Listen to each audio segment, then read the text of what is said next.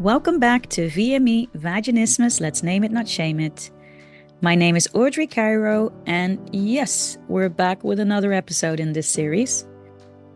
As a professional coach, I'm here to empower you and to support you, and I do this by sharing stories or information that I believe that can help you on your journey. And I cannot express enough how much I loved my conversation with Dr. Aziza Cissé. As our GPs and our doctors are mostly the first point of contact, and while we mostly hear or read negative experiences, I thought to invite Dr. Cissé, who is someone who has a keen interest in women's health and who understands vaginismus firsthand. From tips to what to prepare for when seeing your doctor, or the insight of what her professional experience is regarding vaginismus, she really shares her passion with me, and mostly for you to as well understand how important it is for you to have your voice be heard. As knowledge is powerful, please do stay curious and have a listen and let us know what you think. And a good morning. Hi. I'm like wondering if I should call you Dr. Is it Dr. Cissé? Dr. Cissé, but Cissé. you can call me Aziza. Aziza. Yes, because the whole time that we were emailing, I was like, oh, should I call her doctor? Or should I call her Aziza? I think I was going in between the two as well, being like, how am I gonna be formal here? I'm gonna be like really personal. No. Honestly, I'm always like, just call me Aziza. I think that obviously it's nice, it's respectful when people start with doctor, but I'm always correcting, like, it's okay. Now we know Okay. each other. We're cool. We know each other. We know each other. Aziza is fine. We know each other. But I'm so happy to have you on the VME podcast. I'm so excited to be here. Thank you so much for having me. I can't wait for this discussion. Yeah, like it's so funny because I was looking into my inbox and I thought we have actually met online before when it was in, I think, 2021 on a Vaginismus Network Yeah. online event. Yeah. And I heard you speak and I was like, oh, how great that there actually is a health professional or GP on the call today. And I noticed how many questions people had and how they wanted to actually hear your thoughts or your tips as well. So now, fast forward 3 years, I was like, let's just have a conversation. Let's see if she's happy to come and join VME and have a conversation on the podcast about you, vaginismus, and all the things that maybe come along. So thank you. Yeah, no, this is great. And I remember you as well. I cannot believe it's been 3 years, but I guess the last 4 years have just flown by like the Blow blink of my an eye. yeah. And I remember you. You were very memorable because you just had that energy and enthusiasm, and I was really impressed with you. I think I sent you a message to say, "Yo, well done with what you're doing. I'm so proud of you. Keep shining." So Uh, yeah, it was a nice, pleasant email to receive from you all these years later, and I'm so glad that we're having this conversation. Yes, and thank you. Like, yeah, like it's always great just to connect and especially if it's about a topic that is not necessarily spoken about as much and we're both trying to, I think, support as much as we can. So here we go today, really. Do So it. Aziz, I'm just really thinking about where to start and what I normally do because I like normally with the podcast is more about people's stories and about like their own story about their V or vaginismus. And the last few podcasts I've been speaking to, if it's someone who is dealing with pelvic floors, and the last one was more someone who did some research and about help seeking. And I thought, oh, how great is it to speak to you next? Because of course, you might be one of the first point of contacts when people are looking to find out what's going on with them, even without knowing the word. And when I was looking online, and when I was looking at your profile, I saw like, oh my God, like you're trying to really be the advocate for, like I wrote it down here, like to promote healthier lifestyles and to promote or provide, let me just start again, to promote a healthier lifestyle and to provide a better understanding of common medical condition in the community. And of course, vaginismus is one of those. So, Mhm. but before we get to all that, because I see posts and I see that you're out and about sharing your knowledge or at least your empowerment. I just wish to maybe hear a little bit more about you. And if we think of the icebreaker question that I always like to ask first is if you had one word to describe your current relationship with Jervy, Mhm. what would the word be? So great question. Obviously you say V, vagina. You know what? I was talking to my uncle the other day because he watched a video of mine and he's always watching my stuff and he was just like, "You relish saying the word vagina." And then I literally said, "Yes," Yeah. because I'm trying to destigmatize it. I mean, I know that that's part of the issue and part of why people don't come forward and part of why we have poor outcomes and just terrible suffering in silence happening within the world. So yeah, that's one big thing for me. But if I were to say my relationship, I would say that we're connected finally, Yeah. because I feel like for the longest time there was a bit of disconnect and then when we finally reconnected with each other, I had a bit of birth trauma, which disconnected us again, and then I've had to have some repairs and finally we're back into a rhythm of connection and understanding one another. And one thing that I'm always talking about in any of my talks or any panels that I've been on, or even through my platform, it's about knowing your normal, understanding yourself, and loving yourself. Yeah. And I think though it's easy to say, it can be really difficult when you've had knocks happening and it can be on odd occasions. I think what's nice is that that realization that, okay, you may have setbacks, but it's okay to understand that happens, but know that eventually you may get to the point of reconnection again, which is where I'm at again, finally. Yeah. And I can say that with confidence. Yeah. Thank you for sharing that because I sometimes feel that especially you as a GP or a health professional, right? Like sometimes we go to the GP and we don't actually always think of their Mhm. story Mhm. or what their relationship is. And for you to be open and say, this is where I am, or this is how it was, is so powerful already because, yeah, like as a person with a vagina, Yeah. right? You and I are might not be much different, but we sometimes just don't know what might be occurring in our own private life, unless we have this platform, or unless we're talking about it, or unless, as your uncle said, say vagina more often to make it normal to say as well what's going on. Exactly. Yeah. I think, and I appreciate that. Thank you so much for saying that. I think like you're right. Often that doctor-patient relationship, you almost forget that this person is also a human being. And I do find that I connect better with my patients when we remove a bit of that veil and we are both humans, Yeah. right? And I connect more when I can empathize, especially if I've been through something similar. So when I've had patients who were pregnant in the past and they were struggling, you know, I could try and sympathize, but it's very difficult to empathize unless you've literally lived in that experience. And it wasn't until after I got pregnant and I had the symptoms with my daughter that I realized, oh my God, this is so debilitating, you Yeah. know, or going through giving birth and potential birth trauma, and then going through the whole experience of having children, and also having that personal history of vaginismus and understanding what it may feel like or what it does feel like because I've had that lived in experience. It gives me that extra connection, I think.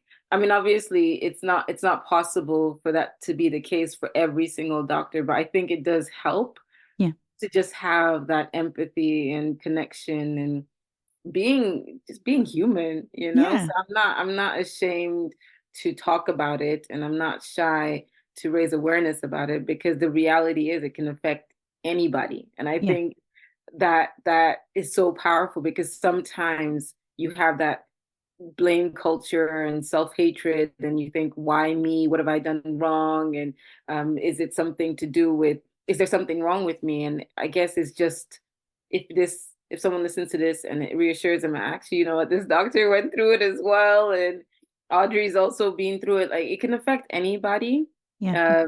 And Yeah. yeah, it's just normalizing the conversations. Yeah, yeah, yeah. Like normalizing the conversation. I think normalizing is such a word that over the last year that has come back and back and back. Mm, Um, like I was doing a dissertation last year, and that was one of the key words that came out of the one to be normal, or normalizing a topic, or normalizing in conversations when you go to a health professional, that you mm, don't feel weird, or that you don't feel like, oh, I'm the only one. And yeah. when a health professional will just make it or normalizes the topic, then that is really helpful as well. Um, but enough about that, because I'm like, oh, already heard a few things. I was like, oh, I want to know more about this. But I'm just curious about you because, of course, as I said earlier, we had met, and I know that you're a GP Yeah. by profession, but then also you've got your platform is as well a platform where you are trying to empower and share information. So, can you a little bit more about what got you there, right? Yeah. And what got you to become an advocate, to stand at the forefront and say, hey, I'm going to help you to understand maybe common conditions, or not advertise, that's not the right word, advocate again, to, to help others. So tell me a bit more Yeah, about you. no. So I would say that the whole platform honestly came, it wasn't planned. Everything was sort of accidental, but everything comes in place. And if it's meant to be, it's meant to be. I used to do a lot of community health talks to my local women's group. And then because of lockdown, I wasn't able to do it. So I wasn't doing it anymore. But I was seeing all of the plethora of health misinformation that was being shared widely through WhatsApp. And I was like, this is crazy. But what really did it for me was when I was speaking to one of my aunts. So she's not really related to me. She's a family friend, but you know, culture, anyone Yeah. older is your auntie, right? So she was really excited. She called me to say, Aziza, guess what? My blood pressure is normal. I was like, oh, that's amazing. And then she's like, so I stopped taking my blood pressure tablets. And I was just like, oh my goodness, she doesn't realize that she shouldn't do that. And that's such basic knowledge, but it's not her fault. So many of us weren't taught even the basics, so we don't understand. So I thought, you know what, I need to do these talks again. And I can't do it in person. So Zoom, let's do it through Zoom. It's amazing. So I did it through Zoom. And then what was great was that it meant anybody from anywhere at any time could watch me during the live. So then I started to share it widely, and I thought, okay, I need to put on Instagram so more and more people can see it and more people can access it. This was free. This again was just my way of giving back during that period. And that's how Talks with Dr. Sise came about, through Instagram and through socials. I was doing live Zoom talks frequently. There were like two per month. And then everything was great, but I got pregnant.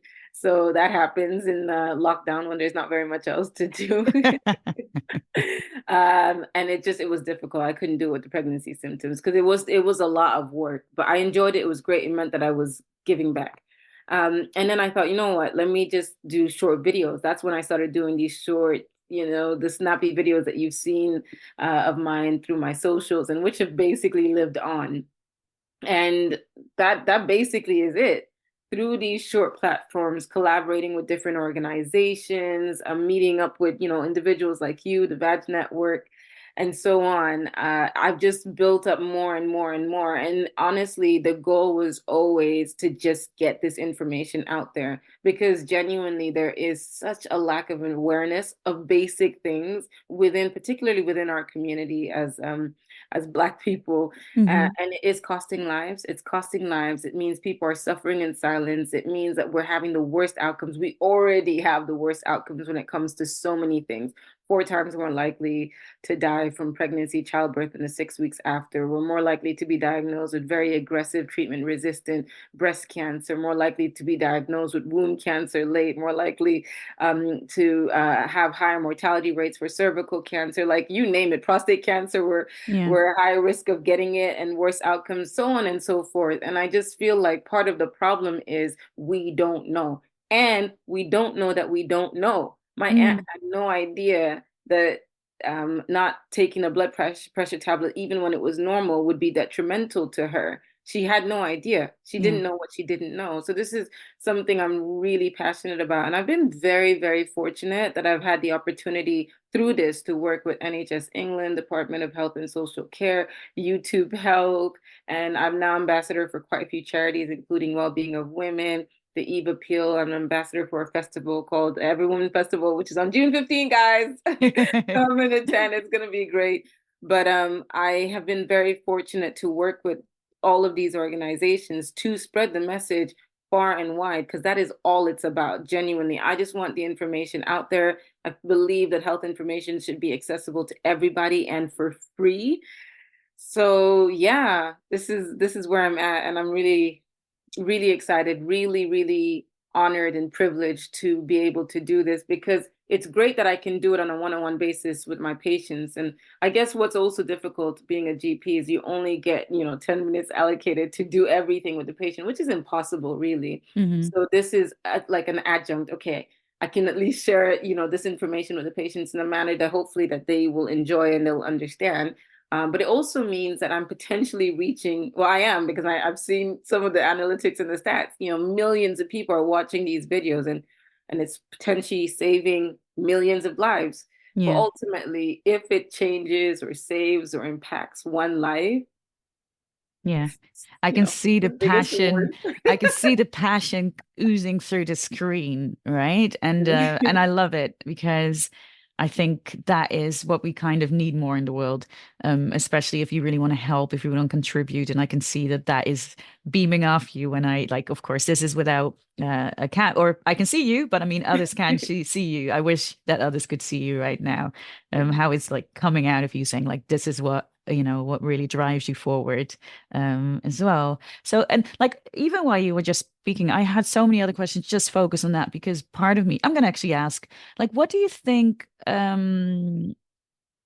what's the reason you think that a lot of people just don't know? And especially thinking about Black community, like what is it that you think that, where does the information gap start, really? Such a good question. And I think it's a really tough one because often people hate when you lump everyone into one group. So, but it's multifactorial, isn't it? So, in some instances, it could just be that there was that lack of education and the lack of awareness in the groups.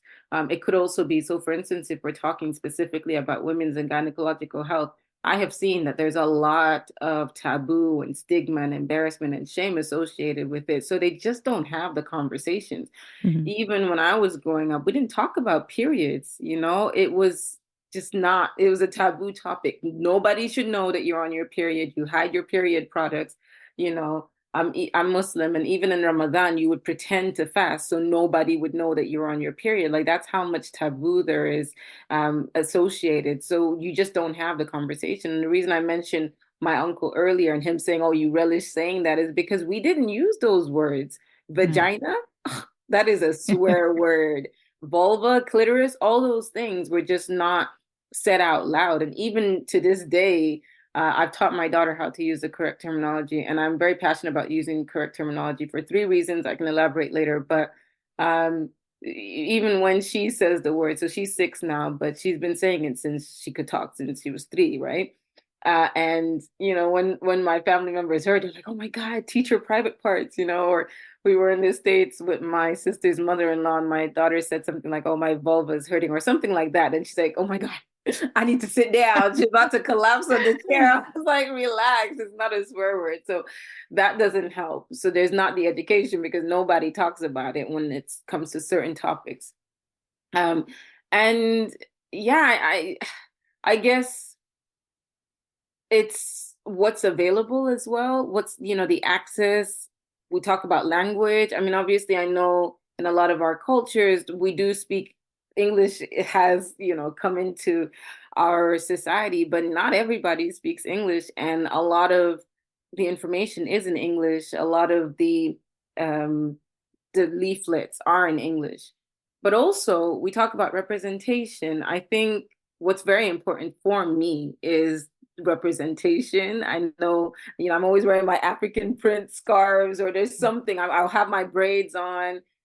I'm not running away from my Africanness. Is that the word? I am African. I am Yeah. originally from that. But it's also important that other people see themselves in it. Mm.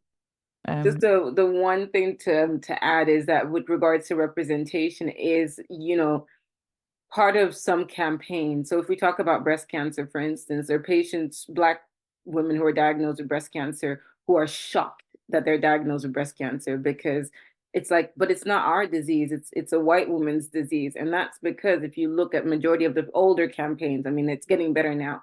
It was just white women in the campaign. So you yeah. can't be what you can't see, and you won't pay attention or you won't associate yourself with certain things if you're not represented in it.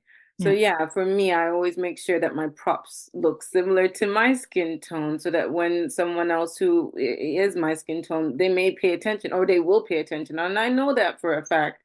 So I have had DMs from people who've said to me, and I've even met someone who said to me, "Oh, I've been diagnosed with this condition, and I only paid attention because I saw you and you use line diagrams or props that look like me." So I'm like, oh, okay, let me Yeah. pay attention. And I know it shouldn't be like that, but it's a mental thing. It's Yeah. involuntary. You can't even control that. So I believe that probably plays a part. What's out there isn't Hmm. representative of, the whole nation. The whole nation. So And you're that and you're plays a right.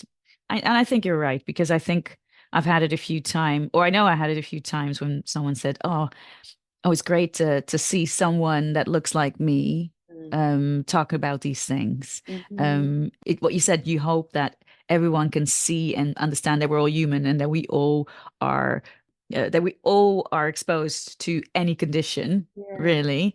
But it's what you said. I did see some of your leaflets or posts, and I was like, "Oh, that's amazing!" Actually, Yeah. because you hardly see it, and even for myself, I'll be like, "Oh, amazing." That's great because I don't know, we're conditioned in a specific way, I Yeah. think, if And then we you think think about our that body. something's wrong with you, that you're not normal, because if all you've seen is one type, in your mind, you think, okay, that has to be normal because there's nothing else that looks like mine. And what's wrong with me? And, it's really bad because when I released How to Check Your Vulva video, at the time, I looked on Google for a dark skin vulva and I couldn't find any. I could not find any. And I had to ask my cousin who dabbles in animation, and she drew it for me, Yeah. Yeah. So it's getting better, as I say, but these are like, it's the little things, like Yeah. representation really matters. I know that that's a very cliched term nowadays, but it's the truth. It really matters. It makes a difference, and it could potentially save lives. Yeah. And if it's like I just wanted to say, even if it is or not, here we are. We represent. Done. Yeah. All right. Both of us. So if we because earlier I heard you already mention vaginismus, and as that's really what I wished also hear a bit more of from you. But if I would ask you, like, what does vaginismus mean to you? Like if it's personally and also professionally. Yeah. So vaginismus, basically, to me, it means a wall. Whenever I think about vaginismus, it's just this wall that you cannot literally penetrate through. And for the longest time, it was just this odd, why, what is this? I'm sure that there's a hole there. I've been told there's a hole. At that point, I wasn't doing self-examination. Why wouldn't it go? And why aren't tampons going in? And, everyone else is able to, what is wrong with me? And the irony of it all is I was a medical student and I had never heard of the condition. And the first time I heard about it was when I was watching embarrassing bodies, and this is the old one. This was like back, we're going back like 15 years ago or so, and there was someone who was on screen who basically was relaying symptoms that I was experiencing, and I was like, oh my God, okay, so this is the thing, like, so there's nothing wrong with me, and then the vaginismus came, and they started talking about dilators and so on, and I thought, wow, this is a condition, like this happens to people, so it's not abnormal. And actually, we don't know what the stat is. I think if you look somewhere, it says 1 in 500 or so on. But actually, I believe that it is way, way, way, way, way more. I Yeah. believe it's so common that that people just don't talk about it. I was in med school and I didn't. Yeah, I mean, and I didn't speak to any of my friends about it. And I would hear them, oh, do you have a tampon? I'm like, how the heck are they putting that in? Yeah. So that's my personal experience with vaginismus, but it's also, I have had encounters with patients who, maybe they've come in about something else, and it's like once they felt comfortable enough, it's like, oh, actually, I have this that's happening as well. Or someone who's come after they've given birth, and now they're having issues, and it's like, what is happening? Why has this happened? What's changed? And I feel like it's it makes it's like a sigh of relief when you say it to someone and they are like, oh, okay, yeah, no, but this is what it is, don't worry. But the other thing is that when I say that I was in med school, I don't remember, maybe I didn't pay attention during that session. I do not remember being taught it. Genuinely, I don't remember being taught it in med school anyways. Yeah. um so if someone goes through med school and then maybe they come across a patient who has the condition, and because they'd never heard of it before, that then would make the consultation a bit difficult, because it's like, well, I don't know what you're talking about. I mean, I'm not sure what's going on here. You know Yeah. what I mean? So, yeah, it's helpful if the condition is being taught, from med school, from early on. But I also think that it, an advocate for early education. Obviously, you tailor it and you ensure that it's sensitive enough for the individual age.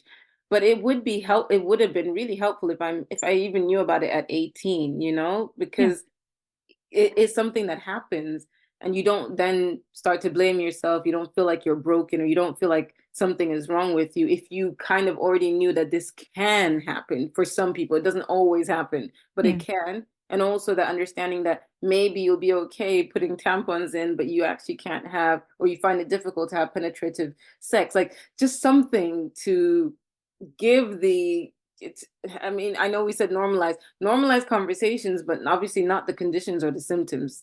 That's part of the issue, where it's like, oh, we all go through it, so it's normal. No, no, no, it's not normal.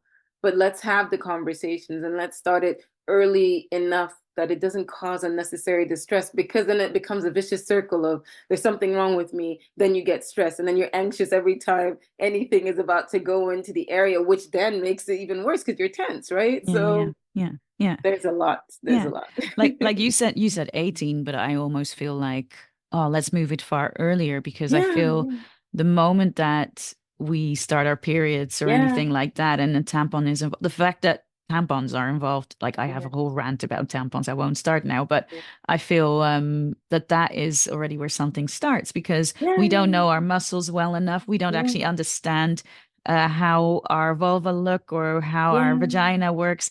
And then if we start to put something in there at yeah, a young age, and either we don't know the yeah, spasm yeah, it can create, or yeah, the pain that yeah, if you try to force it, and that it yeah, might cause vaginismus at yeah. times, Yes, exactly. then So the then that chicken and egg. is a chicken I and said egg. I Yeah. said 18 because that's when I was attempting to put a tampon in. So for me at 18, it would have been helpful to know at that point. But Yeah. absolutely, no, no, no. I am an advocate for early education. Yes. Yeah. Yeah. Yeah. But yeah, just being sensitive and when and how we relay the information. Yeah. Because again, you Like, don't want to scare people. It's getting the right balance. exactly, exactly. And so for you, as you found out about it, like what has helped you along the way?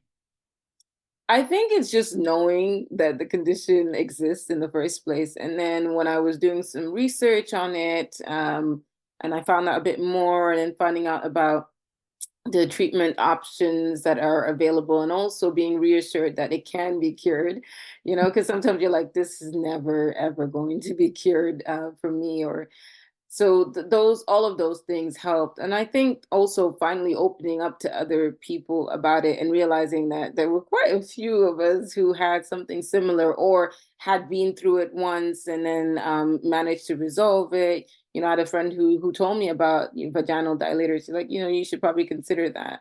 And then I psychosexual therapy. I haven't needed that, but just therapy in general can be helpful, because for some people it's because of a past relationship. Maybe they had a severe heartbreak in a previous relationship, and then all of a sudden they develop secondary vaginismus. So that can exist where you were fine, and I say that in quotation marks, and then all of a sudden it's like, what is happening? Why is there a Yeah. brick wall? And I know people get offended when you say, oh, it's in your mind, but it is all interconnected. It's psychological as well as physical. So Yeah. Yeah. it's about remembering that. But I think, yeah, for me it was knowing that it exists, finding information, which now there are a lot more of, and knowing that for some there is a cure, and it's amazing, and talking to other people about it, and having sensitive conversations, because if you talk to the wrong people that can actually make it worse. Of But yeah, course, just having the exactly. sensitive conversations, and Yeah. this is why I really admire the Vag Network. Big shout out to Lisa and Kat for putting it together, because yeah, you finally have your tribe who literally understand what you're going through. Yeah, yeah, yeah. And actually you also said just a second ago about how a bad experience, how Mm, that can get of course the wrong results, or might stop you from finding support after, etc.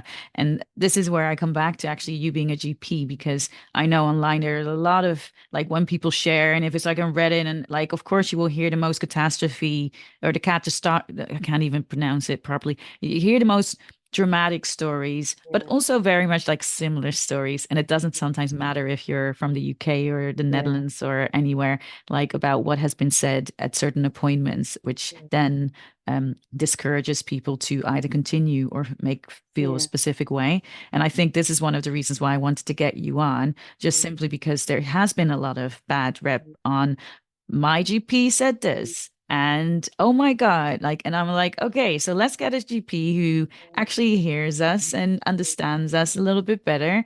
yeah. And just just for you, about what have been your findings of when someone comes to you, and if they are they likely won't know, Yeah. right, about what is going on for them, and they might describe a wall, and you're understanding and seeing and hearing it.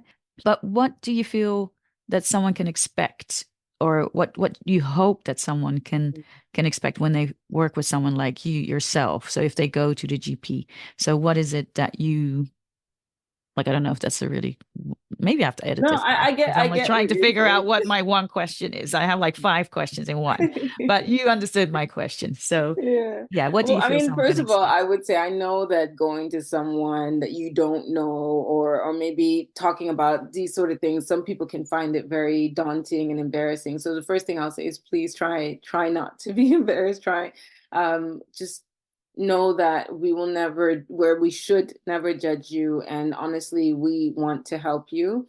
And sometimes it might be helpful to come with someone else if you feel like that would help you to advocate for yourself, and you also have that listening ear.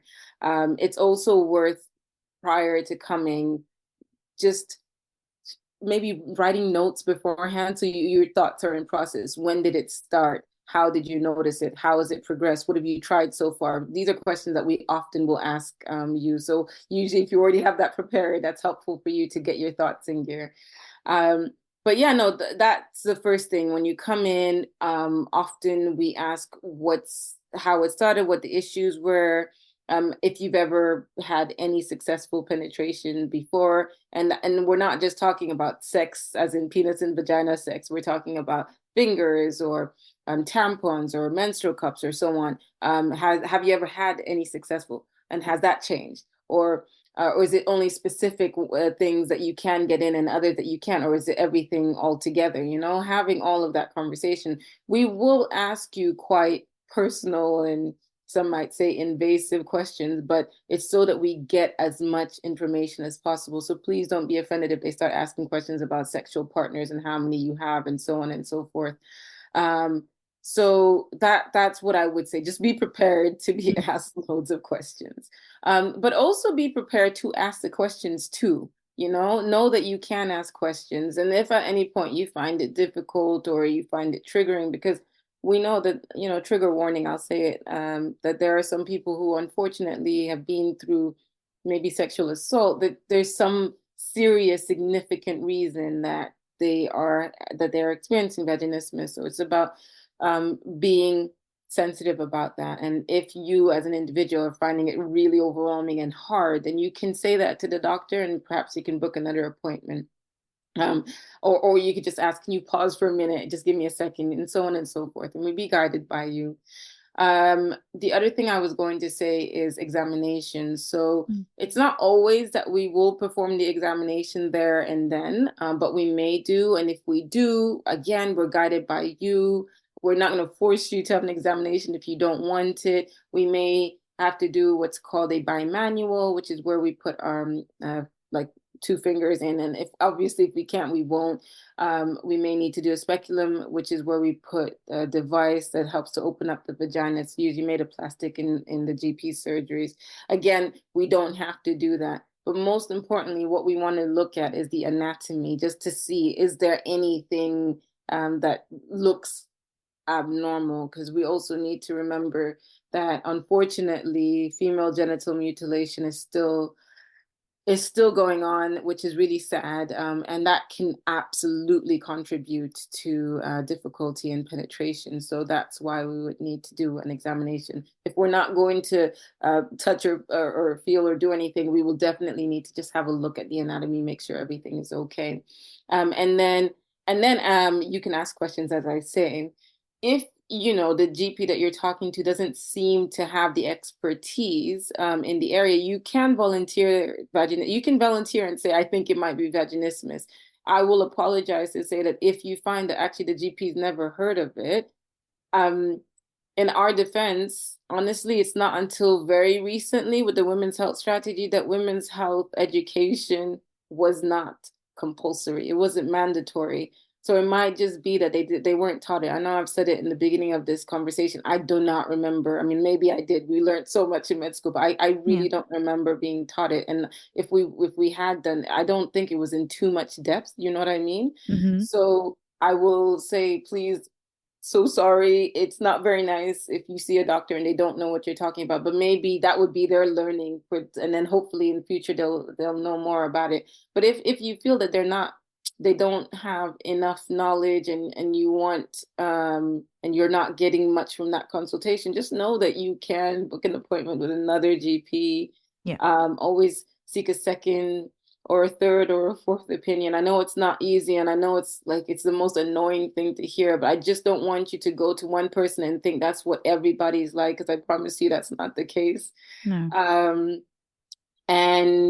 And know that there are treatment options. I mean, it's limited in the GP surgery what obviously we can provide, but we can certainly refer you for, pelvic floor physiotherapy. That might be helpful. We might refer you to psychosexual therapy, but know that you can also self-refer. There is the community of sexual reproductive. There's I don't remember what are they called? College of Sexual and Reproductive Therapists. So they have a list of different therapists that exists. And then there's the Institute of Psychosexual Medicine as well. So again, you can usually access their website and sometimes you can self-refer. But if you can't, you can also tell your GP, look, I think I need psychosexual therapy.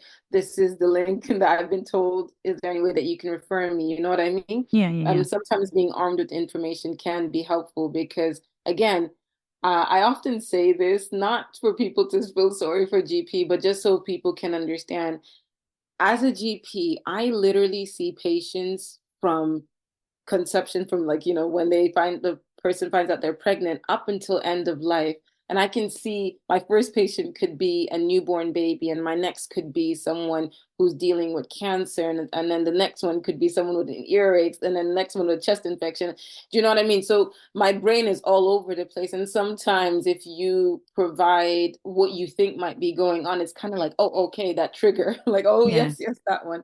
You Yeah. don't have to do that, absolutely. But that's why sometimes it can kind of seem like, what is happening here? We are dealing with everything. That's why we're called Exactly. general practitioners. Yeah. But some of us are specialist interest in specific conditions. You have specialist interest in asthma, respiratory medicine, specialist interest in cardiovascular medicine, specialist interest in women's health, which is what I am. So it Yeah. might be that perhaps you've seen someone who has a specialist interest in cardiovascular system, and they don't know that much about women's health. So then it might be that they can refer you to their colleague who probably has more experience, because I don't know everything. I mean, obviously, I know more about these sort of conditions because I have an interest in it. Interest. I've done more training in it. Hmm. So yeah, it's just I Yeah, just no. want everyone to be aware of that fact, and why sometimes it can feel like, "Ugh, this GP doesn't know anything." But actually, no, they don't know anything about that, but they Mm, may know everything about something else, you know? yeah. And I do like the fact that you're also just saying, actually, in the 10 minutes that you're stepping into a GP office on that day, like if you're the first person, it might be something different at times, right? Depending on what's Yeah, happening in the person's life. But yeah, actually, you're also saying the GP might have various tabs open in his mind or in their mind yeah, yeah, where to instantly click and think of, oh, these are the symptoms are related to anything to do with yeah, vaginismus or anything like that. It might take maybe later in the day, they're like, oh, yeah, hold on a second. yeah, This is what it might have sounded like. yeah, So, and also what you're saying is the specialism, because the specialist side, because I remember looking for a GP when I moved house in London at one point and I needed to go to another one. And luckily on the website, I was able to see yeah, what their interest was or what their yeah, specialist was. And my current GP, the only reason why I went with her is because I saw that she had interest in sexual health or yeah, reproductive health. And I was like, awesome. Not yeah, sure if I need it right now, but yeah, if there's ever anything related to me, my vagina, or wanting to have kids or anything like that, I know that she will be switched on that side in comparison to my previous GP when I was diagnosed the first time, when my GP was like, I don't have a clue. Like, oh my God, like I had to, all the standard things that were said to me. sorry. But, like there was a relationship, it was a kindness, and they did still want to forward me. So they did forward me on to, in the Netherlands, this was they forwarded me on to a sex therapist. And the sex therapist was like, oh, okay, I know what this is. I'm going to send you to a pelvic floor therapist. Yeah, So that's how the ball started rolling. This is now a long time ago. yeah, But as you said, they don't know everything. yeah, But I have made the list of what you just said because you said one, it's maybe good to come with someone else if you yeah, feel that you need the support. You said have a list prepared, right, about what the symptoms are or when it started. Also have a list prepared about questions you might want to ask. Um, Also have mentally preparation that there could be a chance that they would ask to examine you. It doesn't have to, but it can, as you said. Um, and also, what did I say here? Oh, yes, sorry, because I was trying to read my own handwriting. Um, girl, I do that all the time. when it says What like, did I write? because I just said volunteer, and if you do volunteer to maybe suggest vaginismus, if you have heard of vaginismus before, just to actually maybe trigger their mind and their thought process. But of course, sometimes people don't know. But if you do know something, maybe just share what you found about the symptoms. Um, and if nothing comes from that, that know that you have as well the right to ask for a second opinion, a third opinion, fourth opinion, or speak to another GP as you said. And as you mentioned about self-referral as a potential sometimes, like I'm going to likely ask you later to maybe share the links with me so I can add it Yeah, to I'll send them. I'll to email them. the in the show notes. But that's just so helpful because I think that I always feel that there's already a bravery and a when it's if it's vaginismus or anything else that feels really personal when we have to go to the GP and start that Mm, conversation. And mm, I think that is like in the last podcast I've spoken about it briefly, but it's almost like a moment that can make it or break it, as you said. Yeah.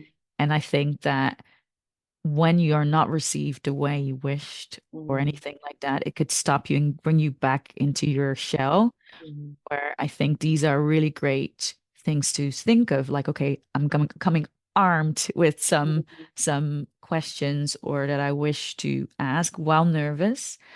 Even if someone's there, as you said, that would be lovely. Like if you can bring your mom or a friend or someone that you feel that a bit more comfortable with. Mhm. Um, to have that first experience, and if it's not that person because they don't know, that you know that you have the right to go elsewhere, because I think people stop so at Yeah. times, Yeah, and exactly. it can And retreat. know that not like that might be just, I know it's not nice. I know it's terrible if you've had an awful experience, but it doesn't mean that it will always be your experience. I just say please don't give up. I'm very, very sorry. It should not be that way, but please don't give up. I promise you will find someone. Yeah. And when you find someone great, I'm sure Audrey would say like it makes such a massive difference. Yeah, yeah. Like in the line of work that you do, as well as going out as a speaker and having your talks and speaking into more of the healthcare, or looking into the healthcare world, I'll say. Like, have you noticed any differences coming, like regarding women's health at this stage? Do you see that there's a difference happening?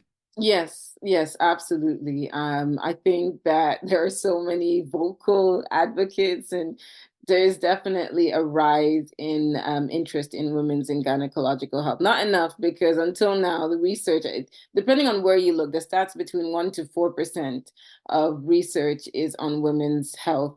If we remove cancer, 1 to 4%. If you look at the really the really poor stat, it's like 1% of research. So there's just not enough at the moment that's being done, but it's being highlighted that it's not being done. So there's definitely more interest. I mean, we finally have a women's health strategy that's being put in place in the last couple of years. We have a women's health ambassador, Dame Leslie Regan, who is just unbelievably amazing.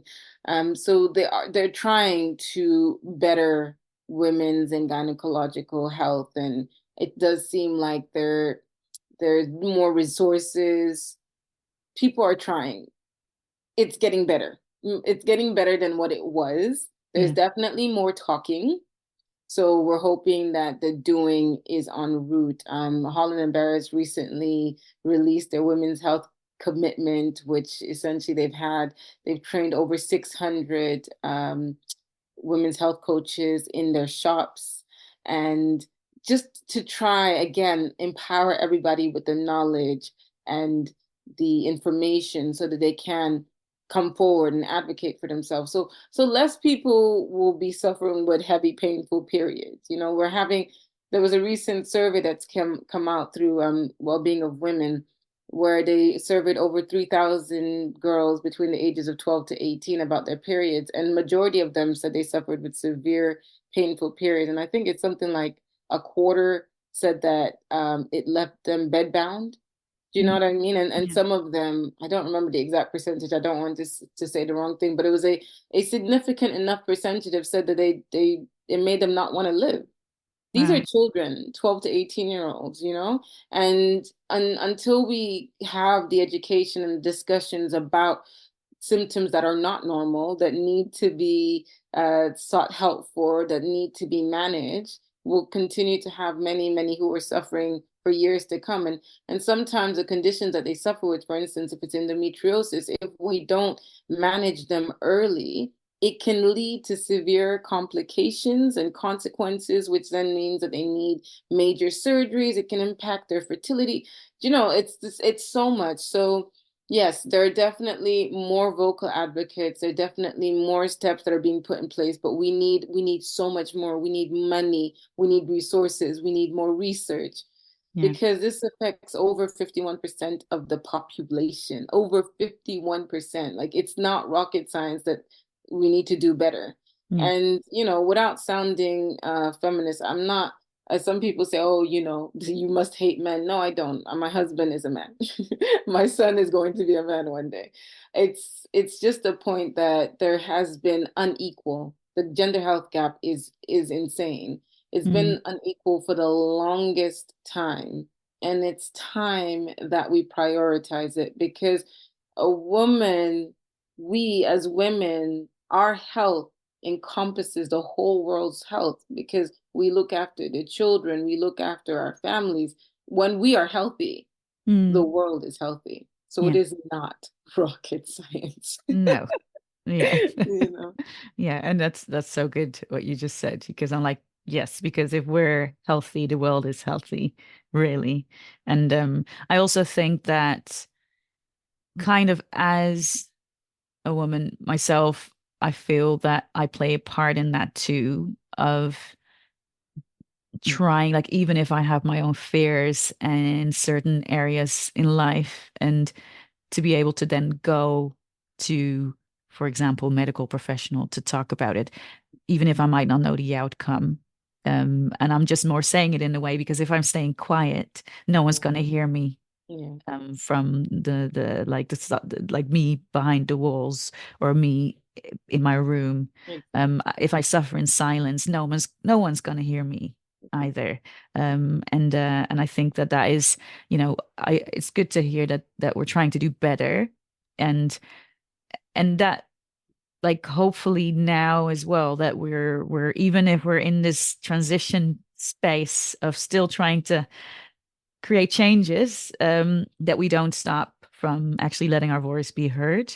Yeah. Um, And um, I love this one question. I often like to ask it. mm. So what's one thing that starts with a V that women have that they can use to get whatever they want? Can you say that again? Yeah. So what's one thing that starts with a V that women can use to get whatever they want? Their voice. Yes. Good job. So many people are like, oh my God, vagina? Voice? No, no, no. Actually, people get it right. Voice. Yes, we all have a voice, like you just said. And there's a really nice quote that I saw towards the end of last year with everything that's happening in the world. And they said, someone said, what am I going to do? I'm just one person. Said 7 billion people. If every single one of us used our voice for the right cause, Exactly. imagine. Exactly. It's like, so let your voice be heard. Yeah. And I feel everyone's voice is valid, Yeah. right? To just hear. And for if it is a small pain or an ache and you're not sure, and if you're not, like the same as what you said, like you didn't know about vaginismus, and all of a sudden you are like, oh, there is a thing because there's a program made of it, and someone started that process somewhere along the line by getting it on a show for you to see, right? And if that person hadn't done that, you would have Exactly. likely had gone into a tunnel of shame and all the other things Yeah. along the way. Yeah, I don't Um, know when I would have worked it out. I probably would have eventually, but yeah, yeah, that was very helpful. exactly, exactly, exactly. Yeah. So if I would ask you, like, what is one myth about women's health or help seeking that you would like to debunk? I guess I've already said this, but it's just that it we should not talk about our issues. Like it should just be things that we deal with. Like it's almost as though if you're a woman, the plight of suffering comes with the territory, and that's not Mm, true. You're not supposed to have heavy, painful periods. You're not supposed to have painful sex. You know, you shouldn't be suffering in silence. I just want more women to come forward and have conversations and see their doctors. When I was in my early years of practicing as a GP, I saw, and I will never forget because it was so significant for her, but for me, it was like, this is so basic. She was in her 20s and she was really suffering with itching, vulvovaginal itching, like really badly. And she didn't come to see me about that. She came to see me about something else. And then again, through the conversation, she felt comfortable enough to say, and it was like, Doctor, can I just quickly just tell you, I'm really struggling, da da da. Went through her symptoms. It sounded like thrush. I just gave her the prescription. At that time, you needed a prescription for anti-thrush treatment. She actually booked an appointment, like I think 2 weeks later, just to say thank you. That was it. She didn't book the appointment for anything else. She literally came and said, Doctor, you changed my life. Thank you so much. yeah. And I don't.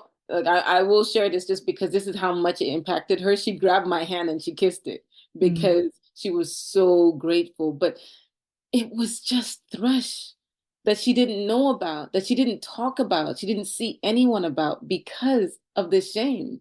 yeah. So I just really want that to be obliterated. I want more of us to have these conversations because just so many people are suffering. I'm so sorry. No, no, that's okay. Yeah, yeah. There are too many people suffering in silence. Yeah, Yeah, there are too many people suffering in silence. But you're here as well, trying to help them. yeah, Mm, yeah.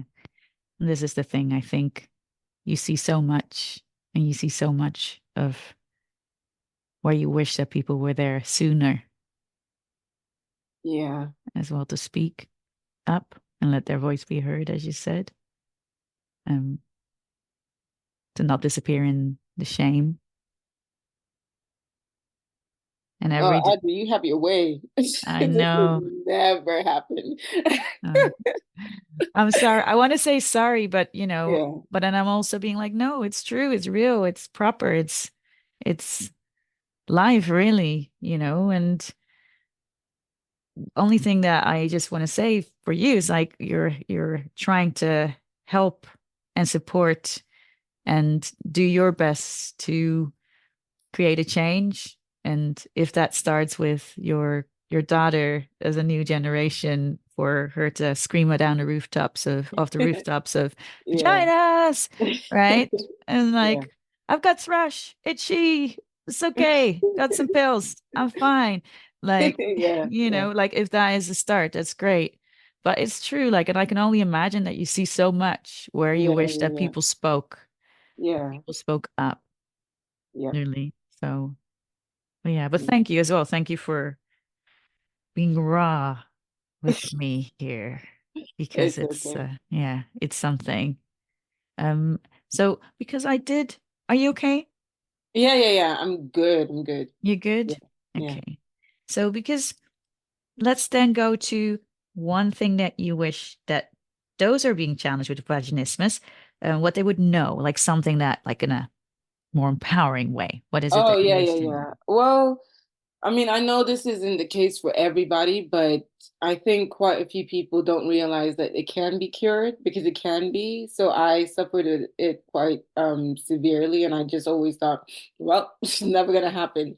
But it has happened. I'm fine. I've had two children, and it all worked out for me. So I like if that helps, makes someone feel reassured or at least gives them some form of hope, then I hope that that's the case Yeah, for you. So it's just knowing that, yes, with vaginismus, there can be a cure. And even if it's not completely cured, again, there's nothing wrong with you. There are treatment options to help.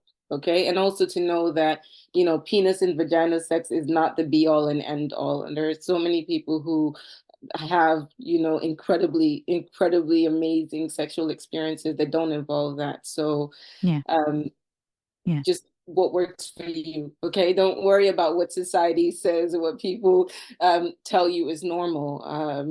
Whatever works best for you and makes you happiest yeah, is what you should yeah. go So with. that there are And your people partner. out there, and there's ways out there that can support. And like I know that some people will be like, "Ooh, the word cure," ooh, and then I'm like, yeah, like I feel that there's like as we're always evolving. Like one word Yeah. from someone else in the podcast is like the world evolving. Like our vaginas is evolving, but there are treatment plans out there. There is something Yeah. there. There's help out there, support Yeah. out there. Don't Um, suffer alone. Don't suffer in yeah. silence. Yeah. Yeah. And like for you, what you said, you've gone through it, like I've gone Yeah. through it, Yeah. in our lifetimes, like, we will likely still have 10 other stories to tell about our vaginas, Yeah. that we have to move through. If Yeah. it Yeah. Yeah. if Yeah. it's from what you say, if it's from giving birth to menopause to It's whatever yeah. thrush, like, or what's the other thing when you have painful with peeing or something, all the things. I don't know, but we have all the things coming up in our lives that we Yeah, have to evolve with. But it's yeah, good to know that there's hope out there and ways out there. Um, absolutely. Yeah. so maybe it's the last question of today. If you want to say something empowering about vaginas, if you finish it with one word, you can think about it. Vaginas are, Powerful. I know, I love I it. mean, if you think about it, it is literally the gateway to life. Exactly. So Exactly. it is pretty badass powerful. Like often people say grow some balls. It's like grow a freaking vagina. Vagina.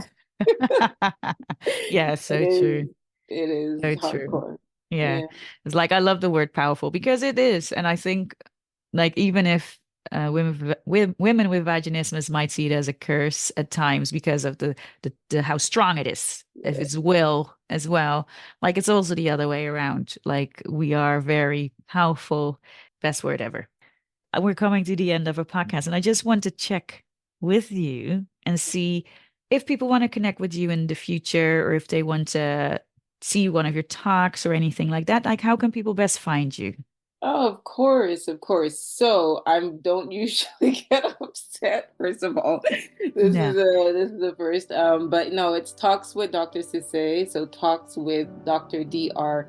Sisay, Sesay, and that's me on all socials. I'm on Instagram, YouTube, Facebook, TikTok. And I'm growing my YouTube actually. I'm doing more talking because I used to do the cute little videos.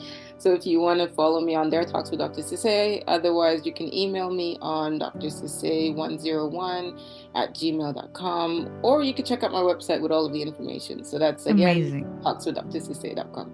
Amazing, amazing. I will, if you don't mind, I will share all that in the show notes as well. Cool. And as well the link that you mentioned about the potentially self-referral. But if for Yeah, some more people just to have a look that if they're based in the UK. of Um, course. but I just want to thank you so much. Like yeah, like I hope it's not the last time I speak to you. I always say to people, but I really hope that it's not the last time I speak to you, because there's so much to share, so many experience to share, and I'm just grateful that you made the time today And to I'm honored that you asked me. have Thank it. you so much. And I'm so glad that we finally got the time to do it. So Yes, I thank you. hope that this helps.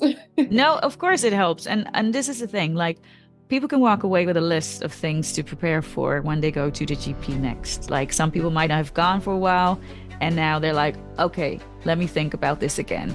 And also making them human, like you Yeah. have made yourself human, as I know you are anyway, but like you have made yourself human Yeah. on behalf of GPs, of that they all are human Yeah. too. So yeah, I just want to thank you. And it's been, Yeah. I'm really grateful for you to be Thank here as you and be raw with me too and share your story. thank you. Yeah. So thank you. And thank you everyone for listening. And I will speak to you soon.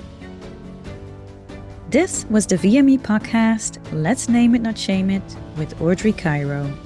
Don't hesitate to reach out or to connect on Instagram on Let's Call Her V, or find any other details about coaching and workshops on audreycairo.com/VNme. Please know that while podcasts can be a great source for information or stories, this is not a source or substitute for professional medical advice, diagnosis, or treatment.